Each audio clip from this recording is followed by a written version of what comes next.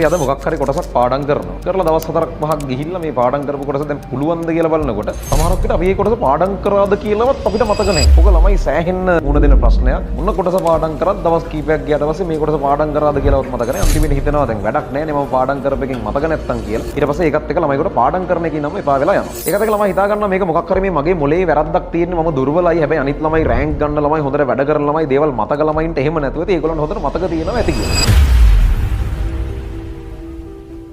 මම A level වලින් ලංකාවේ 4 වෙනියා වෙන්න A level පාස් වුණ කෙනෙක්. මම දන්නවා ඇත්තම කතන්දරේ මොකක්ද, ළමයෙක් හිතන් ඉන්න එක මොකක්ද සහ ওই දෙක අතර තියෙන පරතරය මොකක්ද කියන එක අපි ඒ ගැන කතා කරමු. මිනිසුන්ගේ මොලේ හැදිලා තියෙන විදිහක් තියෙනවා. අපේ මෙමරි කියන එකේ මතකය කියන එක හැදිලා තියෙන්නේ ස්වභාවිකව අපි ඉගෙන ගන්න දේවල් අමතක වෙලා යන. ඒ කියන්නේ අපි අලුත් දෙයක් ඉගෙන ගත්තට පස්සේ හරි විදියට ඒක නැවත අපේ පැත්තෙන් භාවිතා වුණේ නැත්තම් ඒක නිකම්ම නැති වෙලා යනවා. ඒක හරියට නිකන් අර මිනිස්සු ඇවිදින පොඩි අඩිපාරක් වගේ. මිනිස්සු හරියට එතනින් හැමදාම යනවා එනවා නම් ඒක හොඳට පාරක් විදියට එන්න මිනිස්සුන්ට යන්න එන්න ලේසි තැනක් බවට පත් වෙනවා. හැබැයි එහෙම නැතුව කාලයක් ඕක භාවිතා වෙන්නේ නැතිකොට නිකන් මේක වල් විහි වෙලා ගිහිල්ලා එතන පාරක් තිබුණද කියලාවත් හොයාගන්න බැරි මට්ටමකට සමහරක් වෙලාවට අපි එනවා. එහෙමනම් අපි බලමු හරියටම කොහොමද අපි ඉගෙන ගන්න එකක් මොලේට වැඩි ප්‍රෙෂර් එකක් වැඩි බරක් දෙන්නේ නැතුව හරි තැන්වලදී නැවත රිවයිස් කරලා හරියට මේක මතක තියාගන්න කියන එක ගැන. අපි මේ කතා කරන්න යන ක්‍රමේ ස්පේස් රෙපිටිෂන් කියන ක්‍රමවේදය ලෝකේ සෑහෙන්න භාවිතා වෙන ක්‍රමයක්. අපි පළවෙනි වතාවට කොටස ඉගෙන ගන්න දවස පළවෙනි දවස නම් අපි එතන ඉඳන් තව කොටස් 3ක්. ඒ කියන්නේ 3 වෙනි දවස, 7 වෙනි දවස සහ 21 වෙනි දවස කියන දවස් ටිකට අදාළවයි මේ හරි තැන්වලදී නැවත රිවයිස් කරනවා කියන වැඩේ කරන්නේ. ඉතින්නම් පළවෙනි දවසේ අපි කරන්නේ අපේ ඉන්පුට් එක මෙමරි එකට දෙනවා. ඒ කියන්නේ අපි මොකක් හරි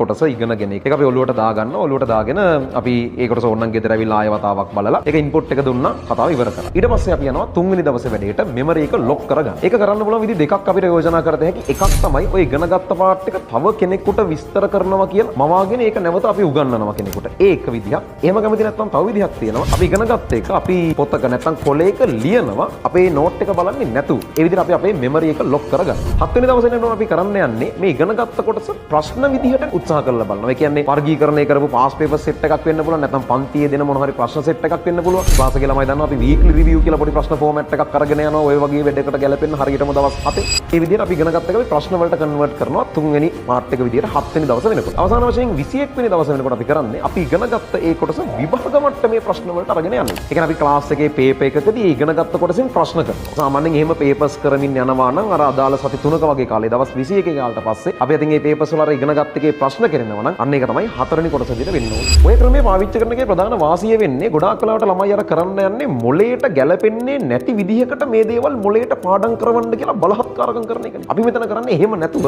මොලේ වැඩ කරන විදිහ අඳුරගෙන ඒ විදිහට මේ දේවල් ටික මොලේට දාන්නේ. මේකෙන් ලොකු වෙලාවක් යන්නේ නැතුව ફોකස් අවුට් යන්නේ නැතුව වැඩ කරන්න හිතෙන්නේ නැති මට්ටමේ ප්‍රතිරෝධයක් හැදෙනවා. අපි බර්න් අවුට් වෙනවා කියන්නේ ඒකට. ඒ මුකුත් වෙන්නේ නැතුව මේකෙන් අපිට ඕන කරන වැඩේ ඕන විදිහට ගන්න පුළුවන් වෙනවා.